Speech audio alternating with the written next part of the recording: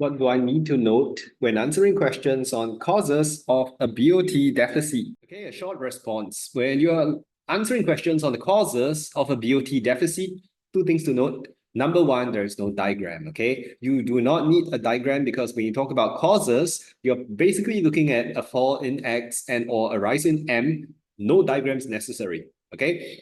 So if you have no diagram, in the absence of a diagram, we need to compensate with other parts of rigor. So definitions, explanations, and examples to make up for the lack of a diagram. And the second thing you need to note is R1, R2, you present two different causes of a BOT deficit, okay? But make sure in each paragraph, you explain the impact on both X and M.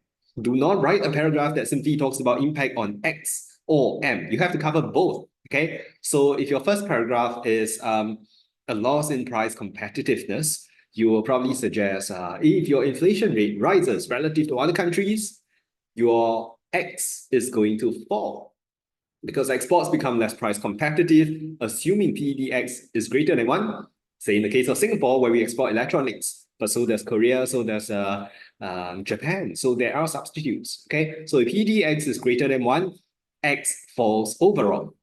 Don't stop there. Go on to say imports appear relatively cheaper to local goods. So you have higher demand for imports, higher import expenditure. A fall in X, a rise in M, hence the effects culminate in a worsening BOT. Okay, so if your second paragraph is about a change in income, let's say there's a fall in global income, maybe a slowdown in China, a recession in US. Contrast that with, let's say, higher income in Singapore. Maybe the government is spending on building the Circle Line. Okay, so you have a fall in external income. At the same time, internal income is rising. You can tie that to a fall in X and a rise in M. Okay, so two things to note. Number one, no diagrams. Number two, you have to include the links to both X and M.